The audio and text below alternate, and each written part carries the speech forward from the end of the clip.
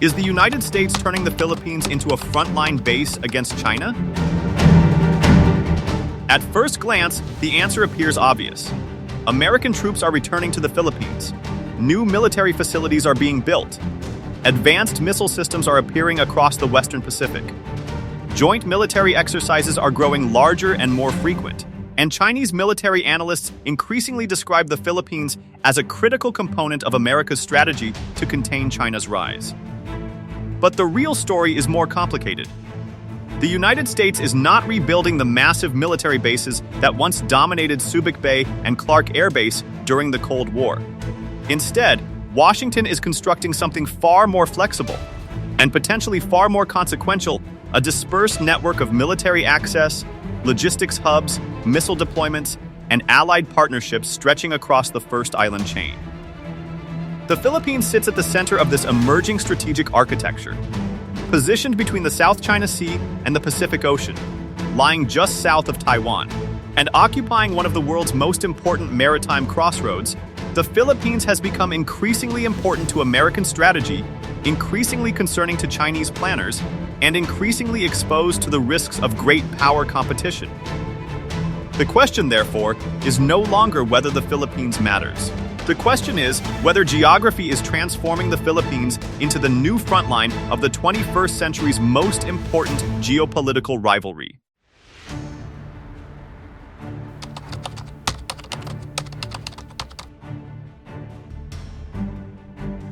There are moments in history when a country does not choose to become strategically important. History chooses it. Imagine waking up in a small island province in the northern Philippines and discovering that your hometown has suddenly become important to military planners in Washington, Beijing, Tokyo, and Canberra. Nobody declared war. No shots were fired. Yet American military aircraft begin appearing more frequently overhead.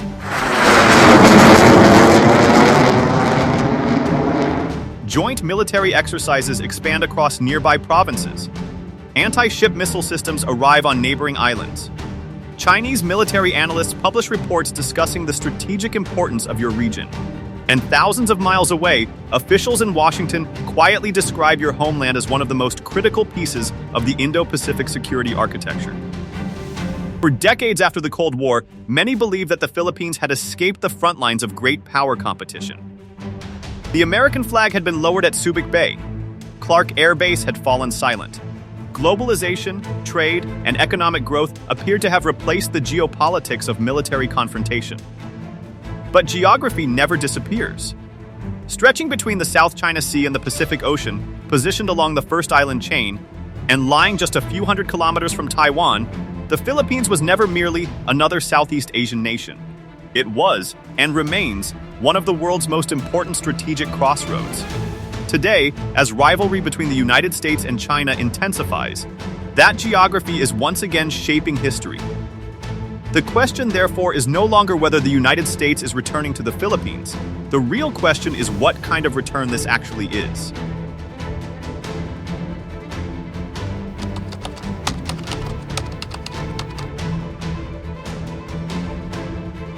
The United States has been here before. Long before the phrase Indo-Pacific strategy entered the vocabulary of diplomats and military planners, American strategists understood a simple geopolitical reality. Whoever wished to project power across the Western Pacific could not afford to ignore the Philippines.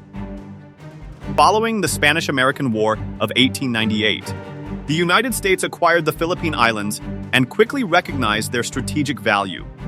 Over the following decades, America built one of its most important overseas military networks there. Subic Bay became one of the largest naval facilities outside the continental United States. Clark Air Base evolved into one of America's most critical air power hubs in Asia. During World War II, during the Korean War, during the Vietnam War, and throughout the Cold War, the Philippines served as a central pillar of American strategy in the Pacific. For nearly half a century, this military architecture formed part of Washington's broader strategy of containing rival powers across Eurasia. The Philippines was not merely an ally. It was a geographic anchor of American power. Then, suddenly, it was gone. The collapse of the Soviet Union transformed the strategic landscape. In 1991, the Philippine Senate rejected the extension of American military basing rights. By 1992, the American flag had been lowered at Subic Bay and Clark Air Base. To many observers, it appeared that an entire chapter of history had come to an end. The assumption seemed reasonable. The Cold War was over. Great power rivalry appeared to be fading. Globalization, trade, and economic integration were supposed to replace geopolitics as the dominant force shaping international relations. But history has a habit of returning through geography. As China's economic and military power expanded in the early 21st century, the strategic map of Asia began to change. Chinese Coast Guard vessels pushed deeper into waters in the South China Sea. Chinese naval forces expanded into the Western Pacific at an unprecedented pace. Taiwan once again emerged as one of the world's most dangerous geopolitical flashpoints. And suddenly, military planners in Washington found themselves staring at a map they had never truly forgotten. Because the geography had never changed. The Philippines still sat astride the South China Sea. It still occupied a critical section of the first island chain. It still controlled some of the most important maritime approaches between East Asia and the Pacific Ocean. And it still lay only a few hundred kilometers from Taiwan. By the early 2020s, Washington rediscovered something it had always known, but had briefly convinced itself it no longer needed to remember. The Philippines occupies one of the most strategically valuable positions on Earth.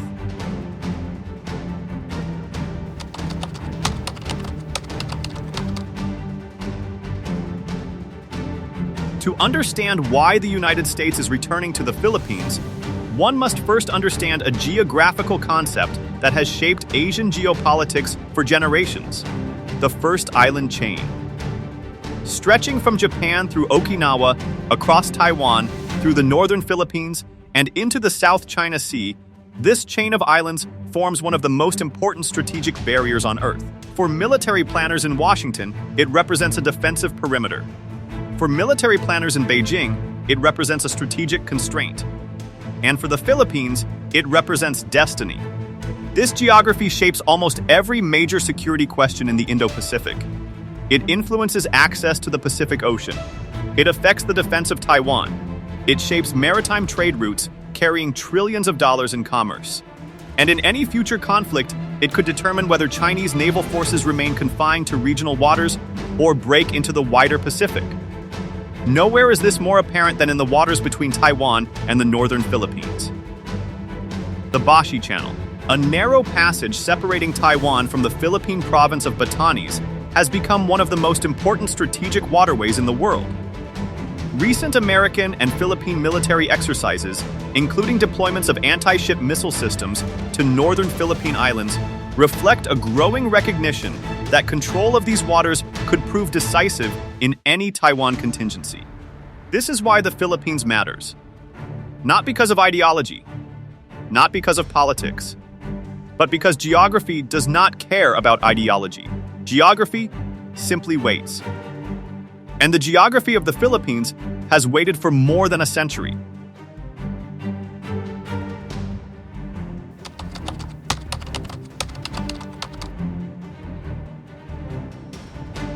If geography explains why the Philippines matters, then the next question becomes unavoidable.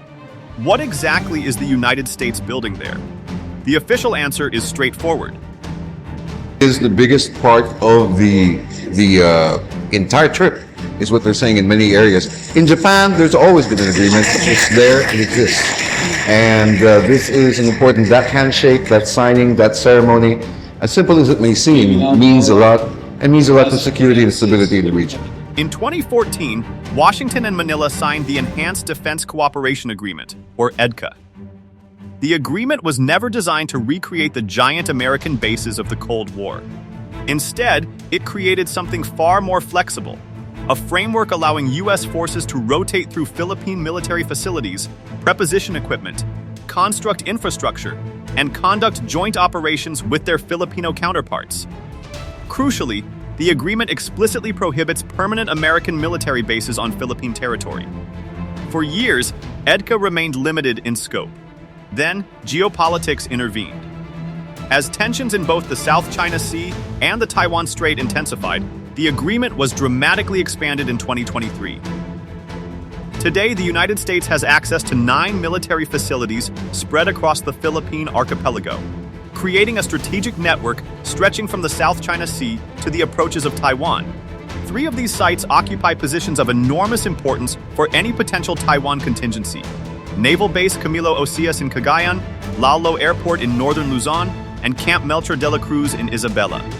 All lie within the northern gateway connecting the Philippines to Taiwan and the Western Pacific. Further south, Balabac Island and Antonio Bautista Air Base sit astride the maritime approaches to the South China Sea, placing them near some of the region's most contested waters. Officially, these are not American bases. Legally, they remain Philippine military facilities. Strategically, however, they function as something else entirely: nodes in a dispersed American-led military network designed to operate across the first island chain, complicate Chinese military planning, and strengthen deterrence across both the South China Sea and the Taiwan Strait.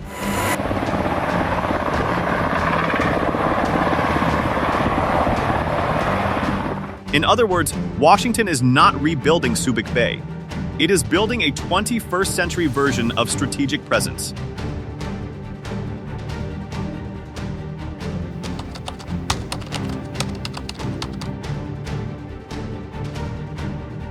If Washington sees the Philippines as a crucial ally, Beijing increasingly sees it as something else entirely: a forward operating hub in an emerging American containment network. Over the past several years, Chinese strategic analysts have increasingly described the expansion of the US-Philippines alliance not as an isolated bilateral relationship, but as part of a broader American strategy of integrated deterrence, a military and political framework designed to link together the capabilities of the United States, Japan, Australia, and the Philippines into a single strategic architecture. From Beijing's perspective, the logic of this network is straightforward. In the north, American access to bases in northern Luzon strengthens the ability to monitor and potentially constrain Chinese military movements through the Bashi Channel and toward Taiwan. In the south, facilities in Palawan expand surveillance, logistics, and operational reach across the South China Sea. Chinese analysts have increasingly described this emerging posture with a striking phrase: lock Taiwan from the north and control the South China Sea from the south. But China's own strategic assessments also reveal an important paradox. Chinese analysts recognize that the United States has not rebuilt the permanent military architecture of the Cold War. American forces in the Philippines remain rotational. Investments in EDCA facilities have been more limited than many expected. Several sites continue to face infrastructure and land acquisition challenges.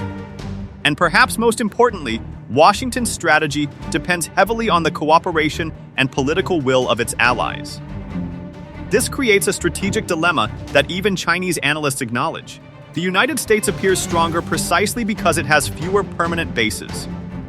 Instead of concentrating forces in a handful of vulnerable installations, Washington is constructing a dispersed network of access agreements, rotational deployments, missile systems, logistics hubs, and allied partnerships stretching across the first island chain. In other words, America is not returning to the Philippines to recreate Subic Bay. It is returning to ensure that, in any future crisis, no single battlefield exists at all.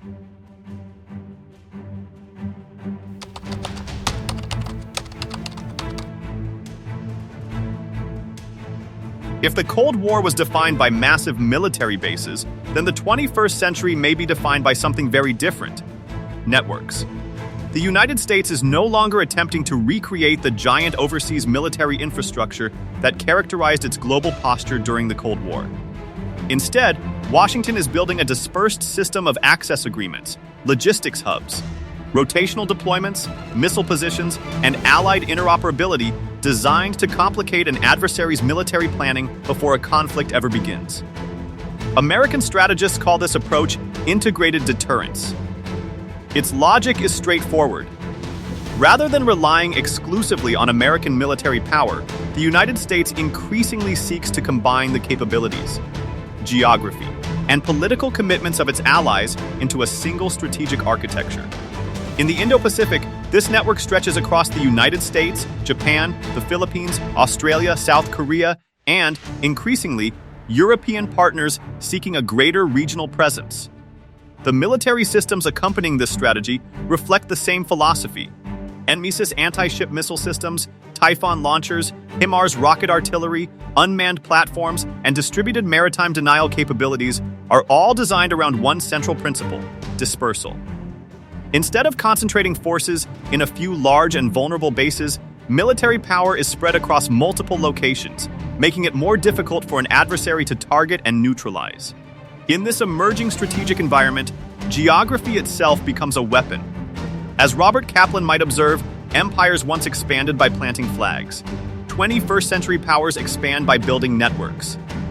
But this strategy creates a profound dilemma for the countries that occupy these networks. For the Philippines, the benefits are substantial. Closer cooperation with the United States brings enhanced deterrence, accelerated military modernization, access to advanced technologies, stronger alliance guarantees, and greater strategic leverage in dealing with a far more powerful China. Yet these advantages come with equally significant risks. The more strategically valuable the Philippines becomes to the United States and its allies, the more exposed it becomes to geopolitical competition. Military facilities may become targets during crises. Economic pressure and gray zone coercion may intensify. And in the event of a conflict over Taiwan, the Philippines could find itself drawn into a confrontation that it neither initiated nor desired.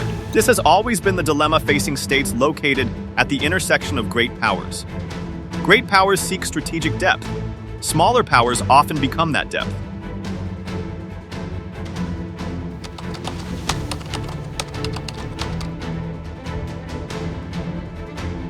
There is a recurring pattern in the history of great power competition. Certain countries do not seek to become front lines.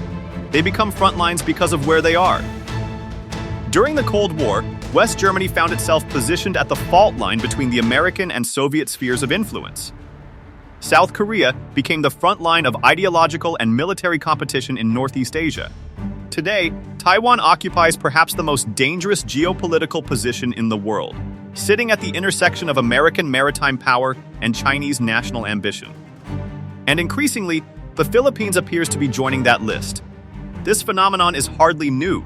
More than a century ago, the British geographer Alfred Mackinder argued that geography imposes enduring constraints on international politics.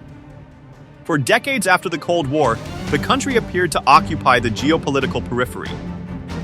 But as strategic competition between the United States and China intensifies, the Philippines is once again becoming what geography always suggested it would become: a frontier state positioned at the edge of competing spheres of power. Throughout history, maps have repeatedly transformed peripheral states into strategic frontiers. The Philippines may simply be the latest example. Because in geopolitics, countries do not always choose their role in history. Sometimes, geography chooses it for them.